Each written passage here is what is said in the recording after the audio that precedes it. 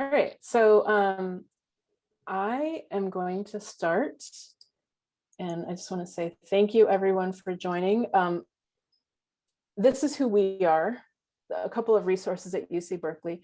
The first is who is actually doing this event today. So I am part of a collaborative of 13 programs called the Professional Development Providers at UC Berkeley. My name is Shane Carter. I'm the program coordinator for an office called Arias. I usually work on programs related to international topics.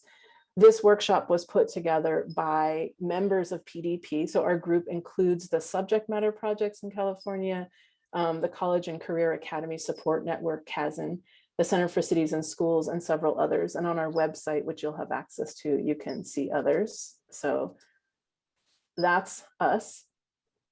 And then we are associated with this other thing called 21 CSLA, which is also cited at Berkeley and other places. That stands for the 21st Century California School Leadership Academy. It's newly created.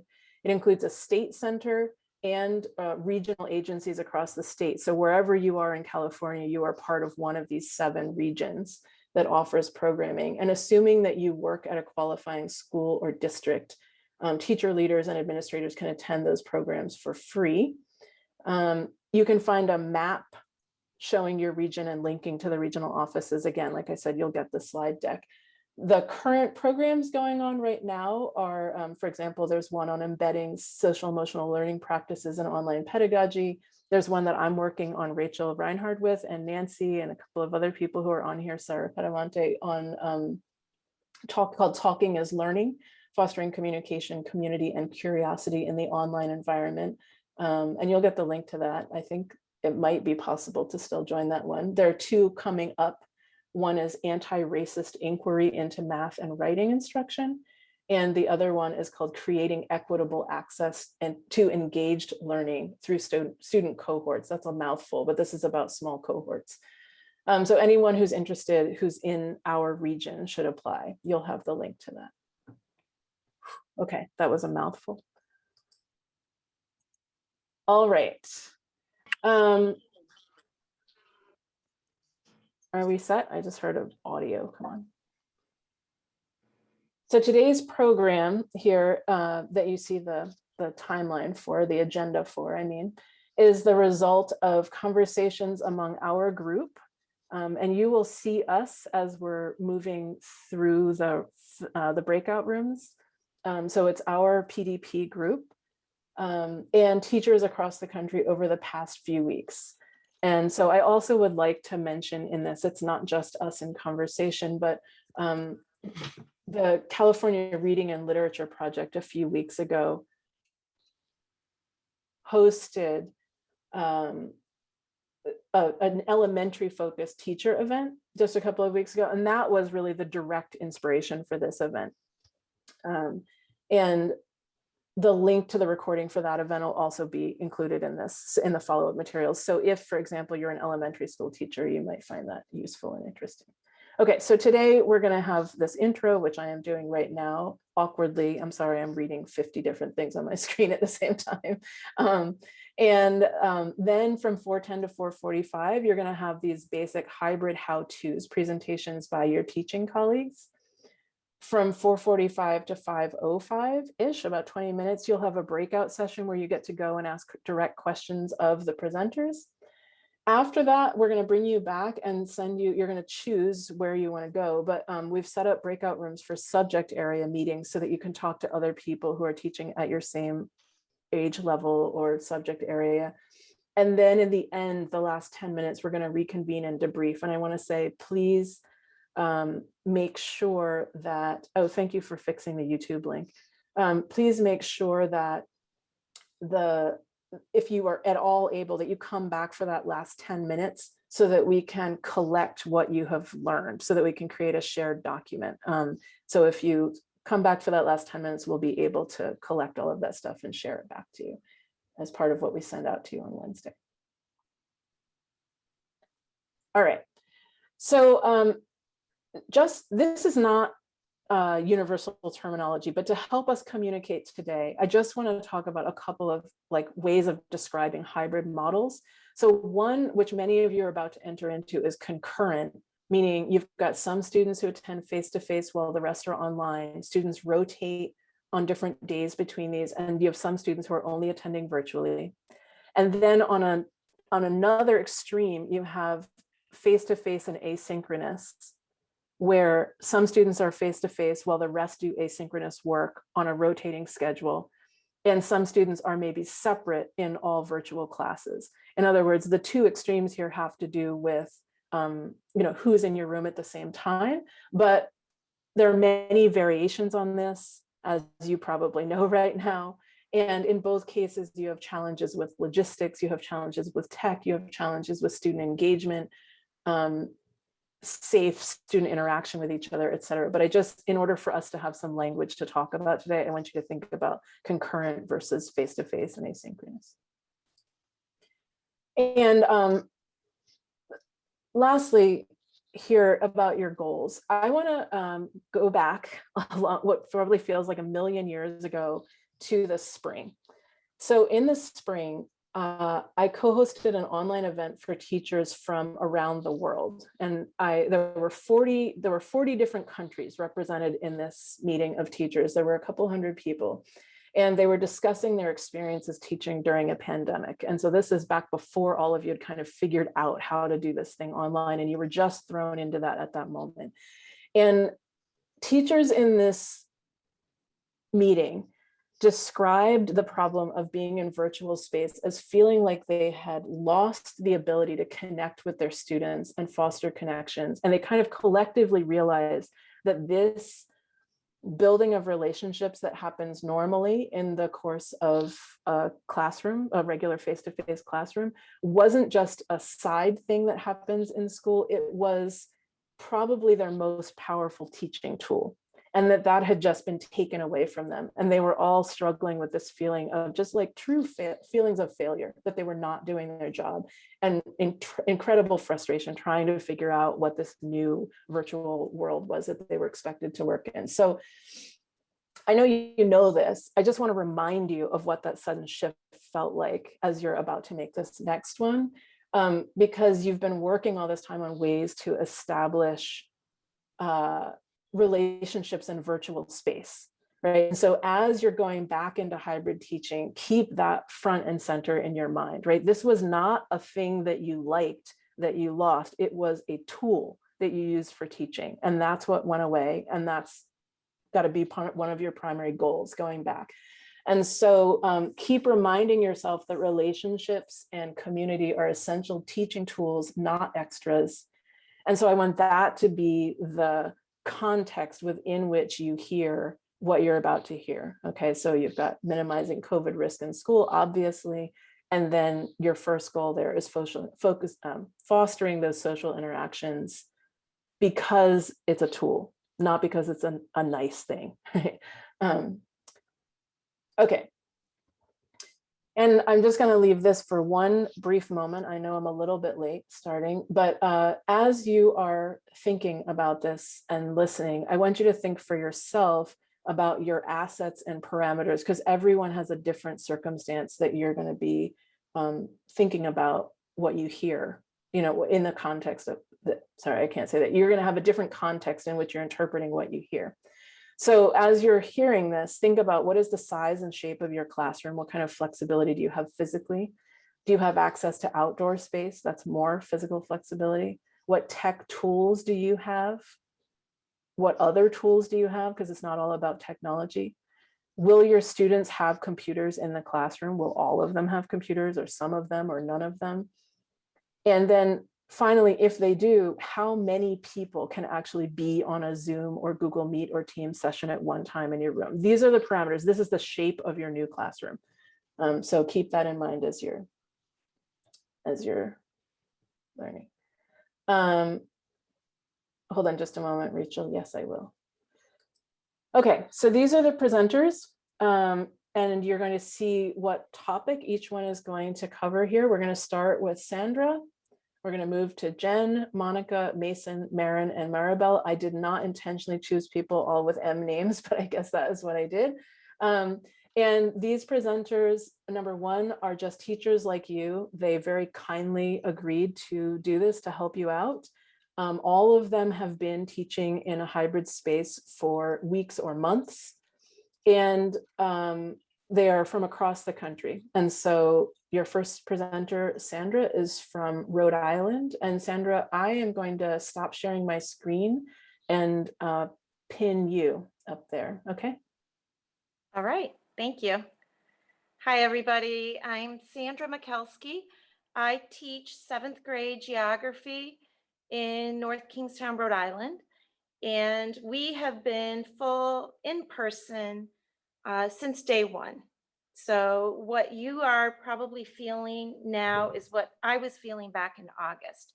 So our school started back on September 14th, and we started in person every day. And our school system, I think the high school has shut down for 2 5-day periods. None of the elementary schools have shut down once, and the middle schools have not shut down either. That's not to say that teachers and students haven't tested COVID positive. They have, but our state was not going to shut down at all. The state did dictate to our school system that we had to shut down the week after the winter holidays, but that came from the governor. Otherwise, we have been fully in person. So I teach approximately 70 students in person. I don't have my own classroom. That was one of the troubleshooting systems that they put in place. We are in pods. So that means I have to rotate between 4 classrooms. I had to empty out almost all of my belongings in the classroom. That's another story, in order to create space and to kind of create a sterile environment. And then I have about 20 students at home. Our union negotiated that teachers could do one of 2 things. They could live stream, or they could record their lessons and then post their lessons, and then set up specific times during the day or the week to offer help sessions. That has really backfired, because what happens is that you have some kids, they don't have any questions, they plow through the lessons, they'd have essentially no interaction with anybody at school. So that has really not been a successful way of teaching. I reached out to a friend of mine that was live streaming in Wisconsin, and she met with me and my team teachers prior to the start of school, because she was a week ahead of us, and she was saying, this is how we did it. And today, this is essentially what I'm going to do for you, I hope, is to show you how I make it work. So as I said, I have 70 in person, and I live stream my lesson every day. What's nice about that is that when I'm done teaching in that class, I am done teaching. I don't have to worry about recording, editing, setting up extra meetings, or posting a video. But with it comes some complications, but all, to be quite honest, very manageable. So I'm going to move my device. I have my computer set up here with my whiteboard. It's at the front of the room, and my computer is attached to an HDMI cable. So my primary device, which is just a very inexpensive Chromebook, sits at the front of the classroom. And to be honest, I do most of my teaching right from this device. I open up my Google Meet at the start of every class. I have 4 classes, so I have 4 different meets. We have a nickname, so the kids know to pop in, and it's the same nickname, so there isn't a question of where's the link or any of that confusion. And as I said, I work primarily at the front of the classroom. I'm able to move around. I've had to work really hard at projecting my voice so that the kids at home can hear me. And I do a lot of sharing of my screen. What I will say, and granted, this is seventh grade, I do not use the chat box. I mean, it's very rare because they just have way too much fun with that. So we do minimal activity in the chat box. And if I do, I set the parameters and I'm very clear and specific about that. If I want to show a video or if I want to show a movie, our Wi-Fi can't support a Google Meet and me sharing a video or watching a movie without a lot of lag and glitches.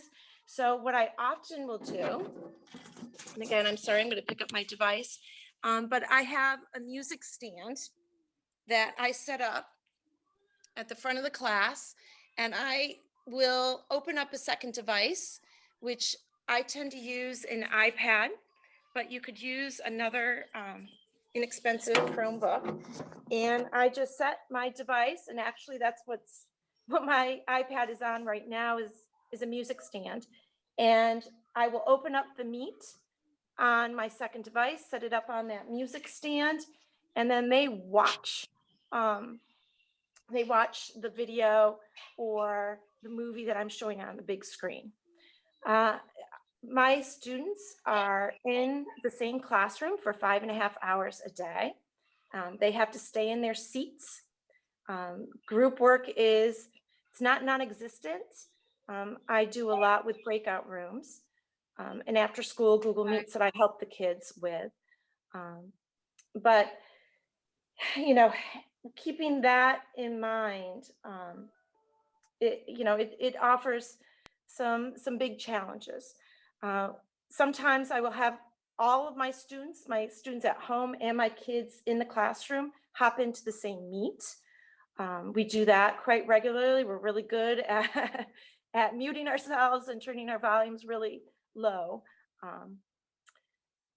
But we're able to make it work. And because they see my face and mostly my face every day, I work hard to bring outside people in. And when I do that, I will have my outside people in one Meet, I'll have my at-home people in another Meet, and again, I'll set it up like they're watching a movie.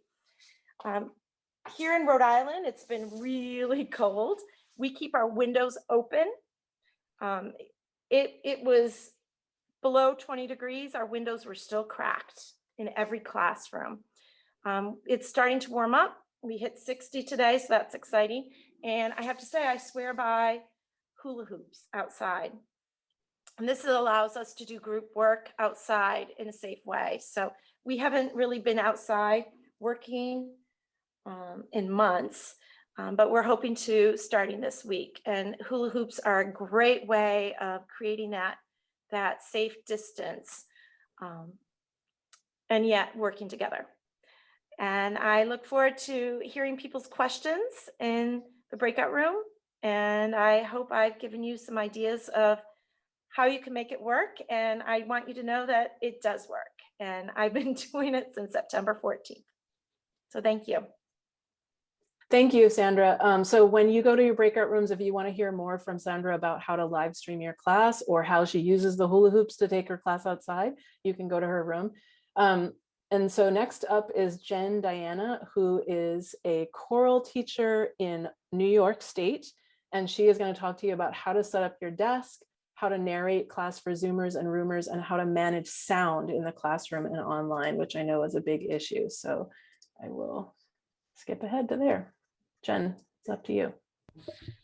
Hi, everybody. Good evening from New York. I've been teaching in a concurrent or synchronous hybrid model since September. So I have both Roomers and Zoomers. I call them my in-person peeps and my virtual peeps at school. I don't know where I got that. All my kids are peeps. I have no idea why. I've shared on my next slide what my schedule actually looks like. Some of you are probably looking at something similar. It's the group 1 on Monday, Tuesday, group 2 Thursday, Friday. We have an A-day, B-day split. Wednesdays are all virtual. So like today was an A-day. I saw periods 1 through 4, and I saw my group 1 kids in person and my group 2 kids and my all virtual kids were online. And I don't know if we can we go ahead to the next slide Yep. on there? Oops. There we go. Oh, there we go. So I wanted to share on here how I take attendance, kind of part of how I set up my desk. I'm kind of crazy with attendance to begin with. So looking at this model, I thought, oh, good, even better. I'm sure I'll be getting phone calls from the office a lot more often. So I set up this situation here where I have my group 1 kids, my group 2 kids, and then my all virtual remote kids, so that when they're coming into my classroom or coming into our Microsoft Teams meet, I can just mark where they are. You can see I put IP next to one person's name there. I put V next to somebody else's name. That just means that when group 1 was supposed to be virtual, she was actually in person. On the other side of that, another student was supposed to be in person and she was actually virtual. So it gave me a really easy way to just mark kids as they come in. I do this for every class period. And I have like a little 3-page packet. I teach about 120 students total.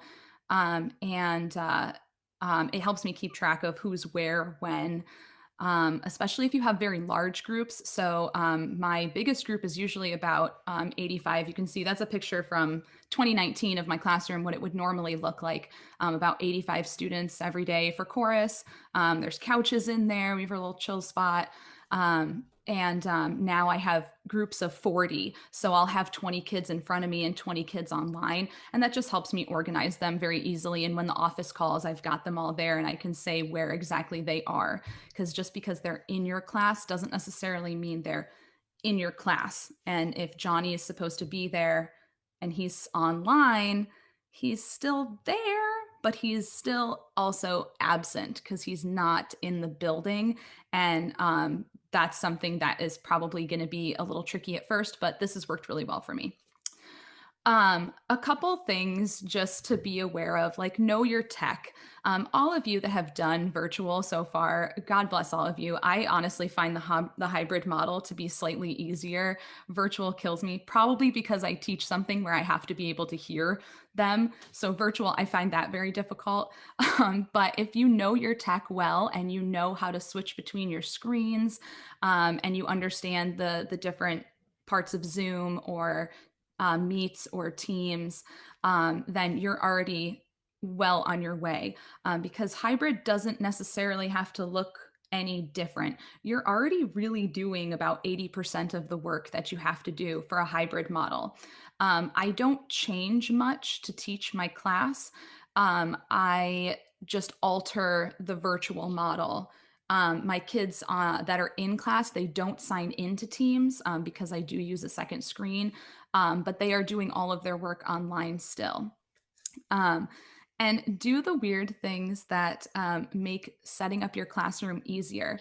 So like if we go to the next slide, I posted a bunch of pictures here for y'all to see. This is what my room looks like now. No posters. I have cafeteria tables.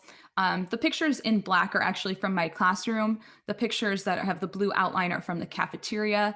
I can fit technically 50 students in my room. Usually there are upwards of 85. I can now fit 14 children in my room for chorus. So we have moved to the cafeteria. Kids are eating in the classrooms for lunch. For those of you that might be teaching chorus or band, ask me in the breakout room about how I set up my chairs. We worked long and hard and used lots of geometry, and I can give you my best tips and tricks for that. But you can see I've got a couple different setups here. The picture all the way to the left, you can see probably the best. I have a Blue Yeti microphone that I'm using. I recommend these for anyone. It doesn't have to be a music teacher. I used to lend mine out to the science teachers all the time when they were recording videos just in regular school setting before pandemic school. My weird desk thing is that I have Velcroed some things to my computer. My laptop actually only has 2 USB ports. And we're lucky we have a really fantastic tech department, and they knew that that would happen. We would need to connect a lot of things. So you can see in that the picture of my laptop there's a strange black square on it. That's actually a very big multiple USB port thing that I have Velcroed to my computer, and all of my wires are all like wound up so that I can throw them all into a bag with my microphone and travel back and forth from my classroom to the cafeteria all day long. And I have a TV in my room. So those of you that have like a TV or a Promethean board or a smart board or any kind of large second screen that your students can see, your kids don't need to join the Meet or anything, because that second screen is going to be what you use for the students. Your second screen's always for the kids. Just keep everything there. Don't change it back and forth. Your screen is for you. The second screen is extended for them, because once I share my screen, I know that my kids online are seeing the exact same thing that my kids in person are seeing. And if you look at that picture all the way to the left, I know it's tiny, but on the left hand of my screen there, I have the Teams meeting, and then I've actually split screened it with the presenter view of PowerPoint so that I can see the kids and I can see the slide that's being presented behind me on the TV, and I know what's up on the board that my kids in person and online can see. And then I can go back and forth. Also, if you're having to move rooms, just make sure that you know which tech you're going to use where. Like in my classroom, I use the setup that you can see there. I'm just using the TV and my computer and my microphone and my webcam. And then in the cafeteria, I actually have my soundboard that I would use in a normal choral setting and a large speaker. And so I sometimes have to connect into my TV to make sound come out for the kids. And then sometimes in the cafeteria, I have sound actually hooked into an auxiliary cord to my microphone. So if Meet or Zoom or anything yells at you, it's probably just because you didn't change the little icon at the bottom of your screen to tell it to come out of the right speaker. It's just little things like that, that if you just are one step ahead of your computer, you won't have any problems at all. Or you'll get massive amounts of feedback while being observed, and it'll be fine. You will not die of embarrassment, I promise you, because I did not. And one of the things, this last thing, my kids, I asked my kids, what is the biggest thing about hybrid learning that they wanted their teachers to know? And they said that when their teachers are suddenly silent or they don't say something, or they're talking to someone in the class, they feel really left out and really isolated. When you're all online, everyone's doing the same thing. Everyone's alone. But when there are kids in class and they can't hear them, they tend to kind of, just even self-isolate even more than they are. So narrate everything, tell them everything you're doing. If someone asks a question, repeat it back, little things like this. And you might feel like you're talking to yourself a little bit while you do it, but it will be 10 billion times better for the kids online. And they'll just feel more connected with you. And if you have a speaker like this, you can always just turn it on and put it right on top of your desk, and they'll hear everything. And I'll save the rest of it for the breakout room. So if anybody needs any more tech and everything, I will see you in a little bit. Thank you, Jen. Okay, I just realized that I have an error in my slide deck where I don't go back and forth between the presenters. So I'm going to introduce the next presenter. The next presenter is Monica Adai, and Monica is going to talk about how to plan synchronous and asynchronous classes, and also how to manage some basic biological needs, which I think is an important topic. So Monica. Hi, everyone. I hope you can hear me now. I'm Monica Day, and I teach French at Vintage High School in Napa, California. We have been hybrid since October. So we teach our Zoomers and our Roomers concurrently. Our schedule is super complex. I don't know if I want to spend a lot of time going over the schedule, but essentially we have an AM cohort and we have a PM cohort. So we have half our kids coming in the AM, which is 8 a.m. to 10:48 a.m. And then half our students coming in the PM, which is from about noon to 2:50. So, and then among those, there have been students that have chosen to stay online. So we have I have a maximum of 9 students in the classroom and the rest are online. Hey, Jesse. and I have a maximum of 9 students, but there are other teachers that have up to 15 in the classroom. So I'm going to talk about 2 topics, which is synchronous, asynchronous lessons, and about biological needs like bathroom, food, water, so on and so forth. So my big tip for, because we're all coming from different scenarios, different setups, different schedules, everything varies so widely. I just want to say my big tip is to just stay calm and be consistent. And there are a million ideas out there that are amazing. Like today I'm seeing what Sandra and Jennifer shared, and I'm like, oh my God, that is so different than what I do, and that is amazing. I can imagine live streaming my teaching. So I think what you have to do is just stay calm and be consistent. And if from those million ideas you've chosen 2, then just stay consistent with them, because it takes time for all of us to get used to a certain system, and it takes time for students to get used to a certain system. So I think that calm and consistency is super important. Shane, can you hit a click to go on to the next? Yes, thank you. So in the same, talking about in the same strain, I want to say, keep the text simple. So I really suggest a maximum of 5 tools that work. There's a ton out there. Every night I go on Facebook and I see all these teacher groups that are using amazing things out there. And I have to pull myself back, because just to manage concurrent in classroom roomers and the Zoomers online, I would keep tech really simple to a maximum of 5 tools.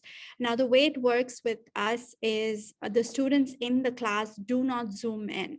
So they're in the class, they do not Zoom in. Our bandwidth Wi-Fi cannot sustain all of them Zooming in, plus there's a lot of sound feedback. So the only students that are Zooming in are the students that are online. The other thing is we have a Promethean smart board, and I have a MacBook, and that's all I have in my classroom for tech. So the Promethean the Promethean board is where I project my screen to my Zoomers, and so my roomers can see that screen as well. So I have 2 devices. There's my MacBook that this district has provided us, and then the Promethean smart board that also the district provided us. I would also choose tech wisely to ensure student participation and accountability, which is my super important tip with world language. Is we are constantly doing all kinds of modes of communication. Student cameras are off. There's so much Wi-Fi. There's so much difference in what a student Wi-Fi at home, Wi-Fi in the classroom, how much load it can take. And I feel like one tool that I have chosen and I use consistently is Pear Deck, and that helps me monitor and ensure student participation online, and also to the ones in person. So that my in-person students also work on the Pear Deck at the same time, but they do not Zoom in. I hope that's kind of clear, and I'm happy to elaborate more in the breakout room. Can we continue? Thank you. So my second topic is how to manage basic biological needs. So I was really, really nervous about this, about crowding in the bathrooms, because you know how high schoolers and teenagers can be in bathrooms. And our school has provided us a QR code. So students need to scan a QR code and head to the bathroom. And there is some monitoring by admin and support staff at the bathrooms. So I don't need to worry about it. To be honest, it has become a non-issue because our school day is just 8 to 10:48 in the morning, so about 3 hours, and really most kids do not even use the bathroom. So it's become a non-issue as such. The second thing, if we can just hit the click again, thank you, Shane. I have certain protocols where entering and leaving the class, just for everybody's feeling of comfort in terms of hygiene, is students that come in, they wipe the desks and the chairs, and when they leave, they wipe the desks and the chairs. So they get their own desk and their own chair. So they get that there's a double wiping that happens of desks and chairs. when they come in and when they leave, and they're super compliant. I was worried about that, but they're really, really compliant with that. So that has been amazing. I talked about the QR code for the bathroom, and then if they want, there's no food allowed in our classes at all. Our students pick up a lunch on the way home. So our AM kids pick up a lunch in the quad. It's a brown bag with the complete lunch. They pick up lunch as they go home. And then students that are coming in for the PM, they pick up their lunch. They bring it to my class, but they do not eat. If they want to drink water, then they just step out of the classroom. They cover, because they have to wear a mask in the classroom. So they step out and they have their water or whatever, and then they put on their mask and they come back in again. So those are really protocols that we have been keeping. We use, our district has provided us disinfectant wipes. There are 75% alcohol wipes, but we have a big tub of these right by the door. So the students use the wipes. Yes, the QR code leads to a Google form that they have to quickly fill out. I'm going to conclude with just telling you my 5 top tech tools. So if you can, and the hybrid teaching tips. So really quick, I'm going to conclude. My essential toolbox is Google Classroom. That's the LMS we are using. Pear Deck just keeps that accountability and participation from a warm up to exit ticket. Quizlet, because it's world language and we use vocabulary a lot.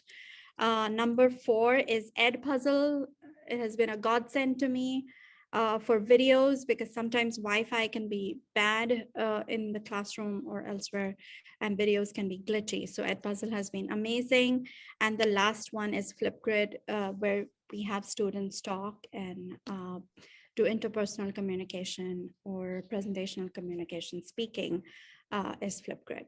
And then finally, just for sanity, I have some hybrid teaching essentials.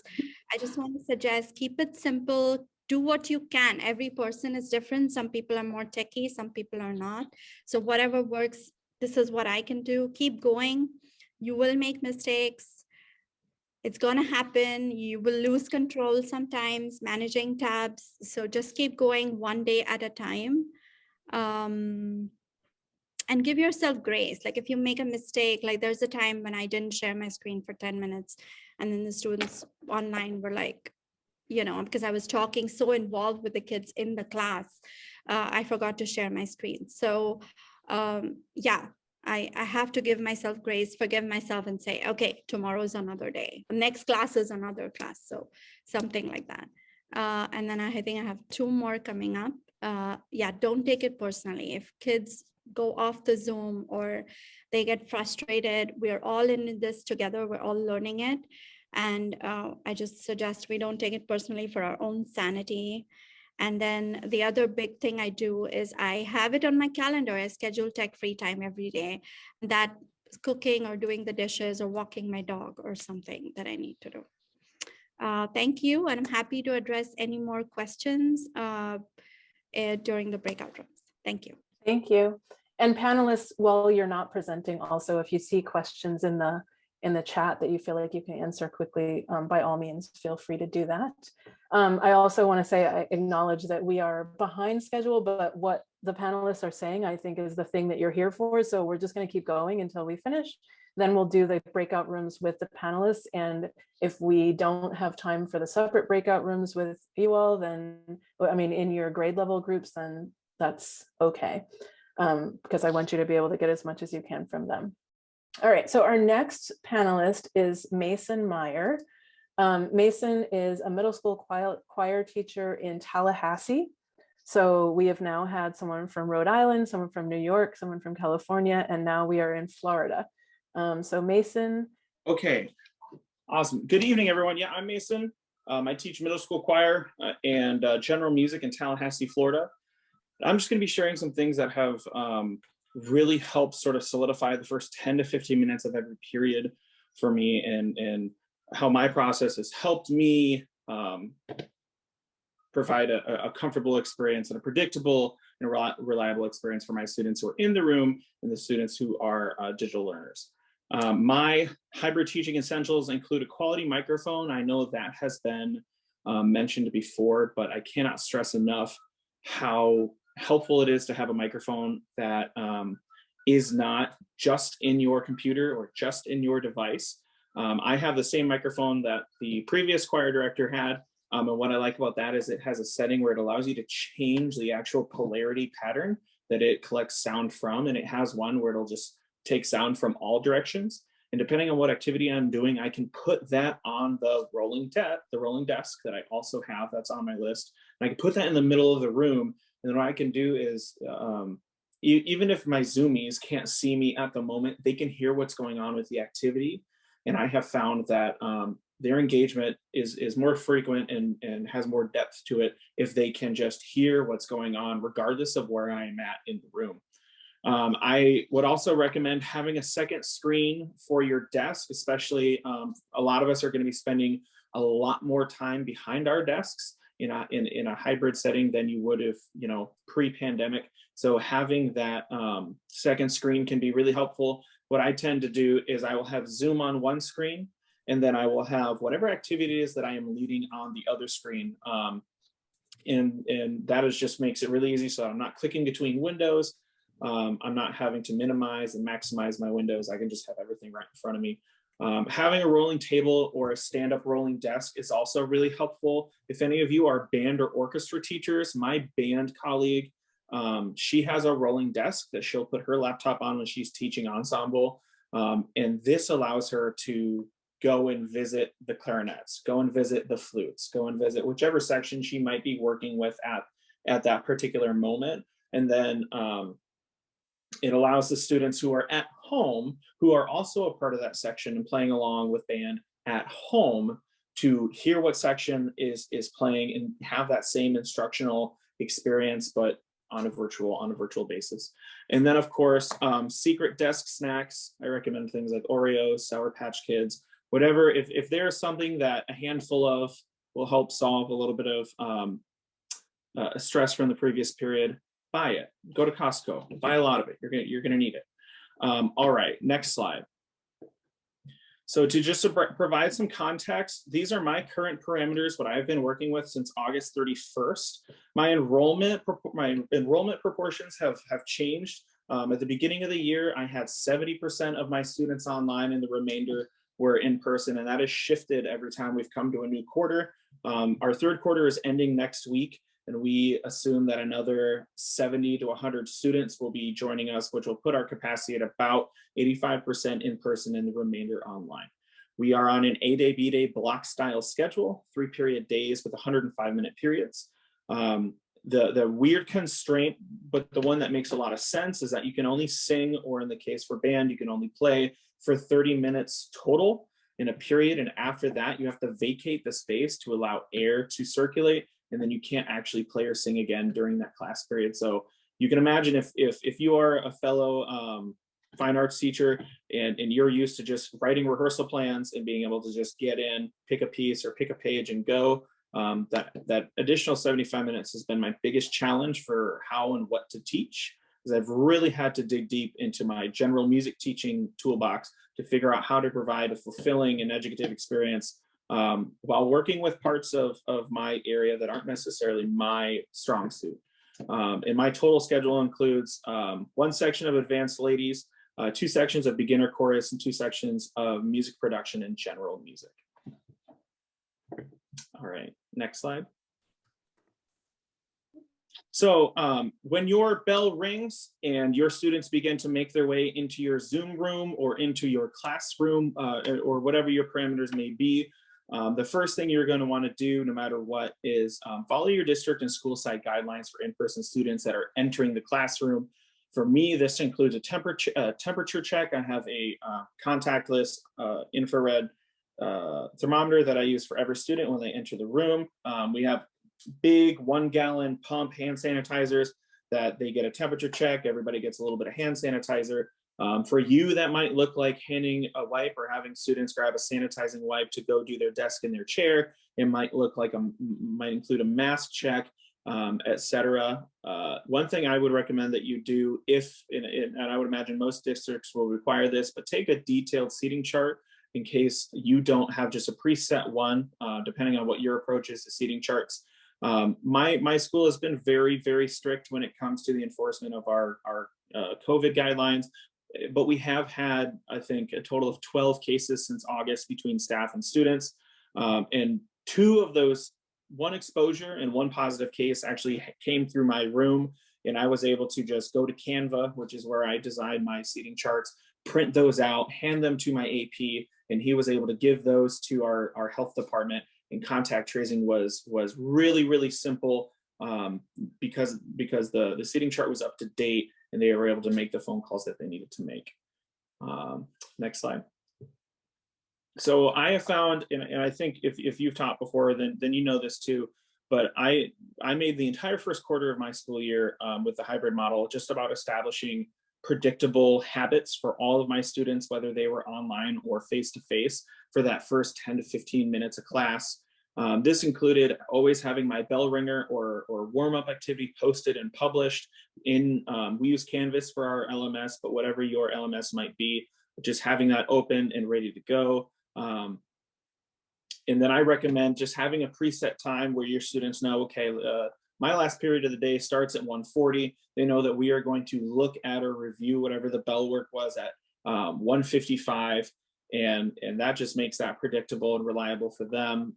This is the time, of course, to double check with students for any sort of missing materials, whether that be a Chromebook or any device, a charger, an extra mask, or any material specific to your class. One thing that I have had to allow myself to get used to this year is that everything takes about twice as much time to take care of in this setting for me. And that's just sort of a symptom of the constraints that are applied to in-person learning, but also just the really, really weird, not normal, new normal for being a virtual student. You know, in the past, if someone had forgotten something and mentioned it when we were starting an activity, wasn't really a big deal. We can take care of it when we need to take care of it. But I've learned the lesson now. If a student is missing a charger, I want to know about that at the very beginning of class so that we can get a charger in that Chromebook. Their Chromebook will turn on. They can get started on the bell work so that they aren't doing the bell work when I'm reviewing the bell work, or that they aren't behind when we start the first activity. So you will probably find that you have a mental checklist that you go through at the top of the period before you even get to touch content or reinforcement work at the top of your period. It's and it's a good idea as you are entering into a new medium to display like that game plan for the first 15 minutes or first 10 minutes for all students in the first couple of weeks. Next slide.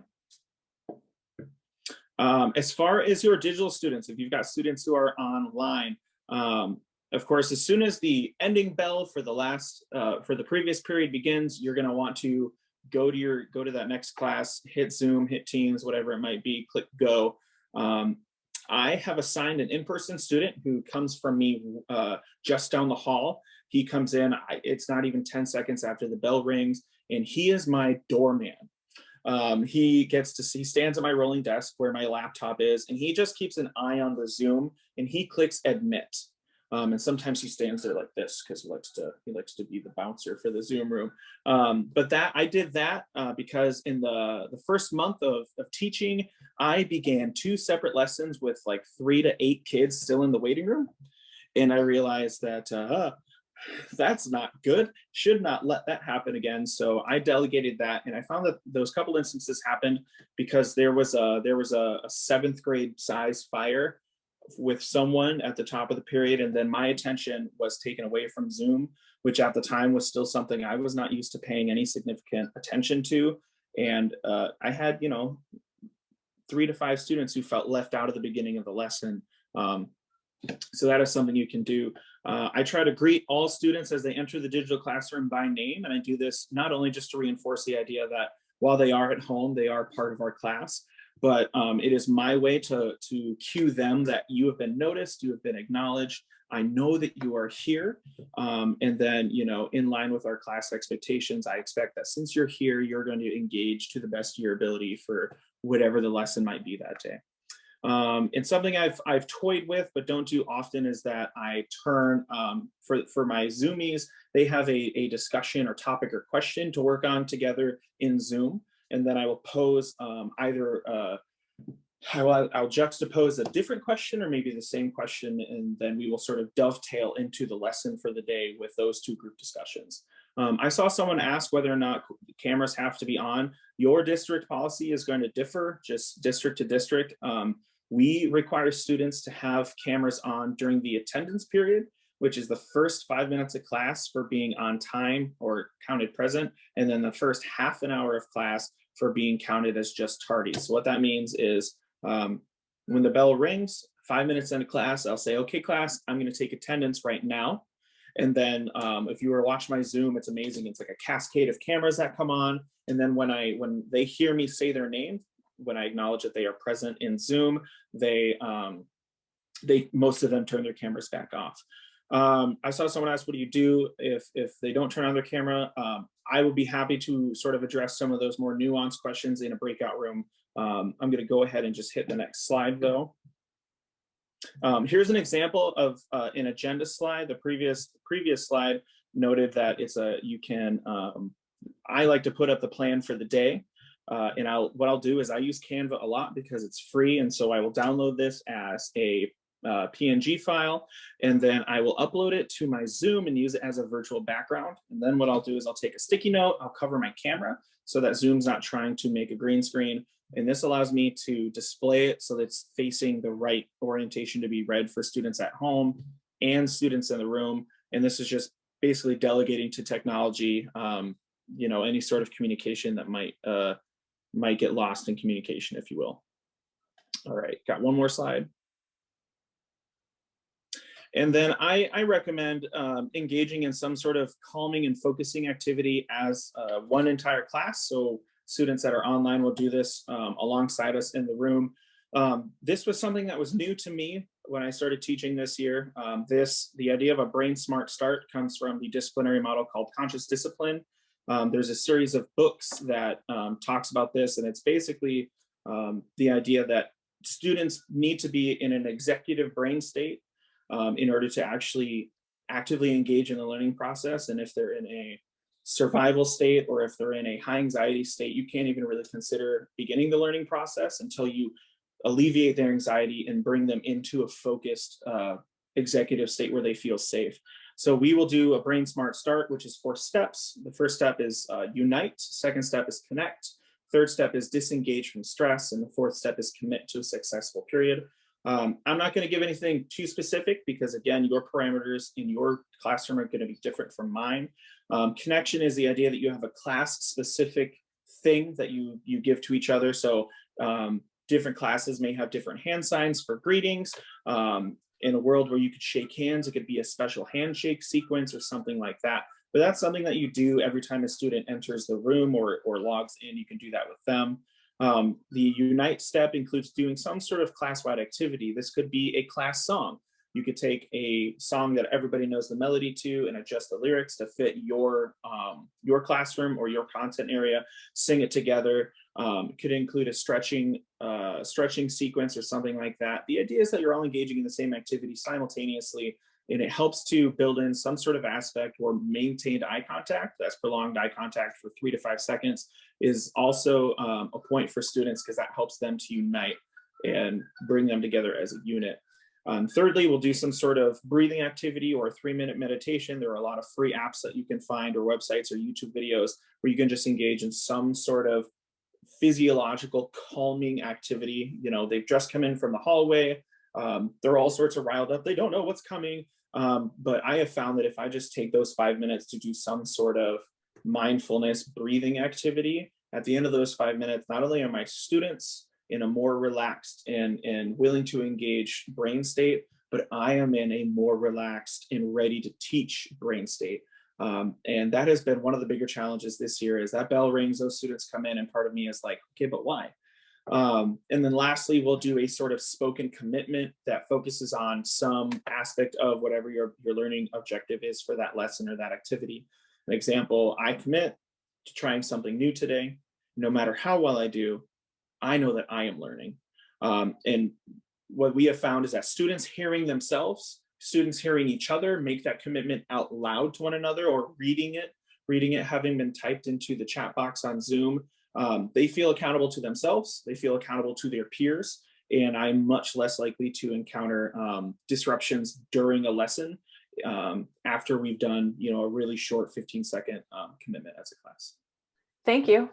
Thank you so much. That was great. Somebody posted in the chat that they wish that this was like publicized so that people who are not teaching could see how much work you all are doing just to manage like a 30 or 45-minute session with their students, which I think is really true. I'm cognizant of the time, but I think that the panelist presentations are still useful to you all. And so we're going to keep going, and I'll give you still some time to talk with them. Okay, so our next presenter is Maren Anderson. She is currently teaching in Minnesota. Hi, everybody. My name is Maren Anderson. I'm the PK-12 Science Chair at the Blake School in Minneapolis. We are a 3-division school, as you see, and so we have actually 3 campuses, one of which has a joint middle school and lower school. So I made sure to kind of take in what I'm able to share with you today that goes across all 3 divisions. So everything I'm going to say in the next 3 to 4 minutes, Shane, I'll try to keep this somewhat short, especially because not everyone teaches science here, but I think there's a lot of good lessons learned that we've done in the science labs that I think that are pertinent to all other classroom teachers as well. And I won't repeat anything that anyone's already said. So I do have my hybrid teaching essentials up there. I'm going to go ahead and let you read each through those because I'm going to That's okay. I'm going to talk a little bit how do we utilize those in each of the pieces I'll talk about in a second. I just wanted to let you know we've been under 3 different hybrid models and 2 different remote learning models since the last week of August. We have done it all. We have had Zoomers and Roomers. We've had asynchronous and synchronous. We've had 30-minute classes, 40-minute classes, 55-minute classes, and 70-minute classes where we are right now. And we are returning to full-time in person on April 19th, 2 weeks after our spring break ends. So I'm happy to answer really any question you possibly have about any type of hybrid learning schedule in our breakout room. Next slide, please. So the way I wanted to talk a little bit today is basically how to get set up in person. Your on-campus learners are very important, especially on lab days, because they're the ones that are physically going to be utilizing the space, and you want to make sure they're set up in the appropriate manner. And so I'll talk about what you do with the Zoomers just after this. And so the big thing here is if you sanitize the kids as they come into the room and you know that your equipment is sanitized, there is very little chance for transmission as long as the kids keep their masks on. We are a mask mandated school and the kids have been pretty good about it. I've never had to ask one of my students to put their mask back on. And so as they enter the classroom, they will sanitize right as they come in. And then right before we start a lab, they will actually wash hands with soap and water and one of our sinks in the classroom. And then before they leave at the end of the day or at the end of the period, they're going to sanitize their hands on the way out as well, washing hands anytime they utilize something that they need to. You want to sterilize equipment as you can. This is one thing that we went really hardcore on at the very beginning, and it's just not always possible, especially with passing periods or multiple lab setups. So the way that we got around this was actually setting up a double set of our lab materials, if possible, by using bins and trays and disposable equipment when we could. With them sanitizing and using that kind of medical scrub in, scrub out technique, you're really limiting the possibility of germs kind of passing through anything that they're holding in their hands. And so by using those bins and trays, by having a wash bin in the sink near you, you're actually reducing a lot of transmission possibilities. We have, like I said, been open since August. Across all 3 divisions, we've only had 6 cases in our entire community, and they've been all outside cases, and all exposures have not resulted in a COVID positive case on campus. I will say that less is more when you're planning. Everything takes more time right now because you're focusing so heavily on cleaning and sanitizing. And so where you can, utilize demos, utilize demo labs, utilize your ed tech, things like Loom and Edpuzzle, Pear Deck, and Flipgrid. That will really engage those Zoom learners. Another thing that's really helped with these Zoom learners, in addition to making sure that you don't run out of time with these different time constraints and different cleaning strategies, is to have students take photos with their own device or their phone as soon as a result comes up in their lab, so that they're able to make sure that they can take something with them if they do need to finish lab at home. Next slide, please. For our Zoomers, it's really important here, as everyone's already said, to create that ritual of making sure that you greet them on the way in. Any lab day, the immediate thing that the students are going to do on campus is to have one person at a lab table join your Zoom. And that way, when you are ready to start the lab, you actually create breakout rooms. And so you're going to pre-assign your Zoomers with your roomers, and you make sure to integrate at least 2 students to each lab group, so that there's a couple of Zoomers that are able to communicate with one another or ask questions. And then you make sure that you have 2 or 3 students working together in a lab group, and that they can actually communicate with one another. This is a great opportunity to really develop your on-campus learners or your roomers to really work on those observation skills, because like someone mentioned before, the more you ask them to narrate what's going on, the more integrated your Zoomers are going to feel. I use Google Docs in all of my labs, and even at the lower school level, they have a Google Doc where the students can actually enter in data real time. And so that way your roomers are able to actually focus on, I timed myself, Shane, for you, to make sure that they're actually following along with what kind of analysis that they're doing, and then making sure that they actually have some data that they're looking at, even if they can't physically touch it. Next slide, please. So additional tools I have on here, and I can talk a lot more about additional tools we might use in the classroom. We have a kind of zoom angle lens in the back of all of our classrooms that I would say 75% of us have stopped using, because the bandwidth for being able to zoom and work with a couple other apps and things like that in addition to the classroom is not great. But what it does help with is that if students are able to see kind of the overall layout of the classroom as you're starting with the lab, they do feel a little bit more engaged and feel more in the lab. The things that have really, really helped kind of create that connectedness with what's going on in the experiments are these little, the crane neck phone and tablet holders. They're like $10 on Amazon, and we've had a million different models, and we have them set up on as many desks as possible, so that when we do have our Zoomers come in, we can actually crane the thing to look at the experiment, and then the students can kind of communicate what is going on in the lab. Dot cams also work. Camera attachments to microscopes, if you're able to. Camera attachments can range from fairly cheap to really expensive, but you can find ones that work pretty well. And I've worked a dot cam to actually hook up to one of our microscopes to see through and actually be able to see the slides, as you can see in this little animation I put in here. And then of course, you know, not every lab works well in this setting. And so sometimes what we've done is to actually choose an interactive where there's a lab at home or a demo at home where the students actually work in a remote group together. So let's say I have 20 kids remote and they're able to actually join breakout rooms, do the interactive together. So they're doing a lab, and then have my students in person doing a lab that they just couldn't necessarily get the hang of in that Zoomer roomer situation. So there's lots of ways around this. It's about finding what tech works for you, but it is as basic as getting that phone crane or that phone holder or tablet holder in a dot cam can really expand the possibilities you have with your students. And I'm going to end there. I have lots of other things I can offer in the breakout room, but I want to make sure that we're paying attention to time. Thank you. I think it just is an indication of exactly how much there is to be done and to figure out that everyone has more to say than can be said in a few minutes. So our final presenter is Maribel, who is also from California and is a social studies teacher. And so I'm going to spotlight you and make sure, great, we can hear you. Okay. So hi, my name is Maribel Rosendo Servín. I'm a history teacher, currently teaching ethnic studies in Manteca Unified District, East Union High School. And we started the hybrid model in November. And we have a Schedule A and a Schedule B. And then all students are distance on Wednesdays. And I will say that one of the biggest takeaways of this experience is checking in on students as they're coming into class, including myself, right?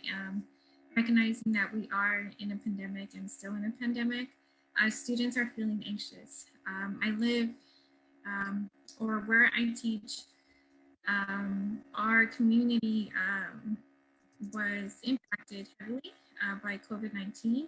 And so we have students who are coming in feeling anxious, right? Knowing that family members have been hospitalized, certain family members have been lost. And for me, as a history teacher, social science teacher, and just teacher in general, I recognized that the most important thing was to recognize their humanity during this time, right? And then using my content with ethnic studies to push out, those first, I think another colleague mentioned those first 10 minutes, taking the time to create mindfulness practices that develop relationships over time. So building class community, even if you have had them online for a period of time, what really helped me was that I took those first 2 weeks of hybrid model to really build those relationships. So I continued, I kind of paused on going into certain concepts and really focused on building that community. At the beginning of every class, I do check-ins, and they have to say how they're feeling, right? Like, how are you doing today? How is it going? And I read their names quite literally, and I have them correct me as well if I'm not pronouncing their names. And I also have the students in person tell me, right, the answer to that question, just so that they're not quiet and type it in, and that's it. That's all they have to do. And so I do literally try to recognize not only virtually, but then also pause and recognize those in person. So that has been like really critical.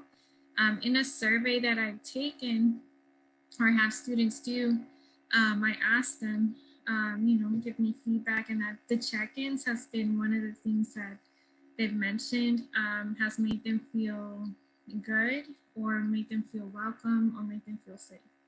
And then for me, it kind of helps me monitor like where they're at in terms of, do I have to shift a little bit in terms of concepts or topics, depending on the energy in the space. So that has gone a long way. And then checkouts, I have to always remind them that they need to do at least one thing that brings them joy to them. And so they have to name it. And so we practice that in every checkout that we do at the end of class. They have to give me one thing that you're going to do today, right, that will bring you joy to yourself, right, and or to others around you. I do structure 3 forms of building student relationships. We do have students because, again, like I mentioned, our community was heavily impacted like other communities around the States, where we had students go online, back to online learning. So I have, had students that haven't done the hybrid model, or that they did do a hybrid and then they went back online. We do have, I will say, a list of students that are in quarantine. So definitely, as you are organizing and structuring your class, in terms of the, how you're thinking about engaging students personally, individually, right, based on their personal needs, just know that it might shift and change, right, as they may or may not, right, go into quarantine. So there's 3 ways that I've built student relationships that has gone a long way that I wish I could have done in November when I started. And I start with 1, a mental health check-in. This kind of gives me an idea of how they're feeling about it, right? And again, like I mentioned, some of them may have had COVID, and they share with me that and the anxiety that they are going through, and or if they're really overwhelmed and stressed. So that keeps on coming up a lot. I do individual check-ins, and I think something that I've learned during this time that I will not stop doing is using we use Teams, the Microsoft Teams, and what I've taken the time to do is to check in on each individual student. And I know that takes time, but I think it has been really worth it. I do it, try to do it twice in a semester, where one, I do like a quick check-in message, like, how are you doing? Before I ask them about the work, right? Because I want to make sure that they know, like, first and foremost, I want you to be okay. And then I ask them, like, tell me how's it going? And I do give them credit for answering back. And if I notice they don't respond, and it's an individual connection, right, through the Teams chat. If they don't respond, that's when I get worried, and that's when I move on to the next step in calling home just to check in. And then I also have done individual conferences where I call them through the Teams video individually. And that has also been very helpful, because especially with the students that I've never seen or never been in the classroom, and or always keep their camera off, that has gone a long way for me to build a relationship with them. Even if, again, they've never turned on their camera, they will turn it on for that specific meeting with me. And then another one that, another feedback that I ask from them is course feedback, right? So I tell them, like, I come in thinking that, I came up with this great idea, it's going to be engaging, they're going to like it, and then I try it, and maybe they don't like it. Maybe it was too complicated. I know I've had kids mention, like, there's too many tabs that I have to go through, or it gets confusing, right? And in my mind, I thought I kept it simple. I also ask for feedback from students. I really pay attention to the feedback that I receive from students who might have IEP, right, or have different abilities in terms of their learning, and then also from my students who are English learners. So throughout these 3 ways of building relationship, I get to kind of recognize what supports I need to be able to provide. And what that also does is that they're more willing to reach out. So I've really appreciated that students send me messages when they don't get it, and they feel comfortable doing it. And when they don't, I make sure I reach out if I haven't heard from them. And then just the last piece is the student engagement and classroom discussions. I realized that if I don't build the top, or do the top 3 ways of building student relationships in my classroom, the classroom discussions become very minimal. And or if I put them into breakout rooms, something that they've told me is that we're unwilling to unmute if we don't know people, which is really interesting. And I do structure it with the hybrid model, like at the same time, so students in the class get to engage with students online.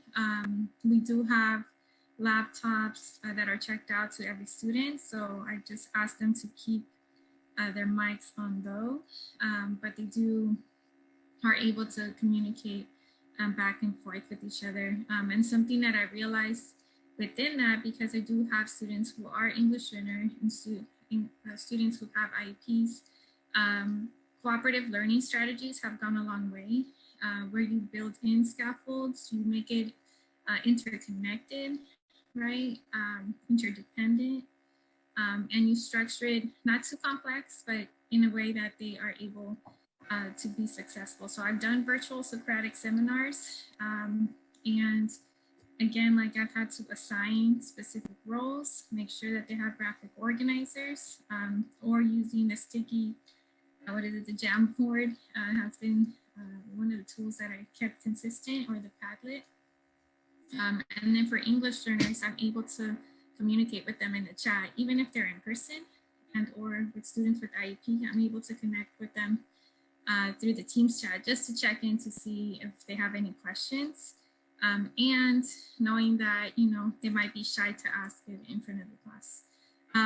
Another feedback that students have mentioned that they do have classes that are hybrid, and once they've come in, they realize that it isn't any different than online. So that's something that I've really personally made it a point that if you are in class, that I'm going to create an experience in the classroom for both students who are in person and online. Because we do have, and by all means, like a much respect and love to our teachers and the decisions that they make during this time. But students do feel the energy from teachers, is what they said. We do have teachers who prefer to teach from the class and the students facing the opposite way. And so that makes it less engaging for students to engage with teachers. So the more you make yourself present is one of my biggest recommendations to you, because the students will gravitate and engage with you as you build and recognize their humanity in this time and in this process. I really appreciate what you added there. I'm happy that we finished out with two like really strong sets of points about connecting with students and social emotional learning. So I think we're all back. I want to say thank you. I'm sorry. I'm sure I cut you off in the middle of an important conversation. We'll save the chat from this room, and we'll also save the chat in just a moment for what I have you do. So my first question to ask all of you is, who's still here, is would you please type into the chat one logistical question that was answered for you here today, right? The question that you had and its answer. And we're gonna, like I said, copy the chat and use that as a resource for people. This is fantastic. We're gonna record this and keep a hold of it. And share it. And share it. Yes, it will come to you on Wednesday with the other stuff. My second question for you is, could you say, based on what you learned today, what supplies will you need to buy? And I'm asking you to be as specific as you can here, because I'm trying to make a list that might be helpful for schools as they look to support teachers. 16 hula hoops is my favorite answer. Thank you, Sandra. I know that was down to you. Elizabeth Arisic, somebody said Velcro and you said why Velcro? It's because Jen Diana said that she attached a number of different things to her desk and to her laptop using Velcro. And I don't know if you saw there, Mason put in another recommendation. If you can, plug your laptop into the hardwire networks. When your Wi-Fi drops out, your wired network will still work, especially if you're teaching. That's a golden tip right there. Okay, question number 3 and number 4, I'm gonna combine here for you. Did any new concerns emerge for you based on what you learned today? And what is one positive takeaway from what you learned today? And I'm a cynic and also was a teacher for a long time, and I will accept if you say that you don't have any positive takeaways, but I hope you do. Okay, so last thing I have for you is a closing poll. If you have the time, I would appreciate if you do it. If you don't, I understand. I just wanted to say thank you, and would you please take a moment to thank our panelists also for the time that they took to do this. I really appreciate all of you jumping in and doing this, panelists. Thank you so much.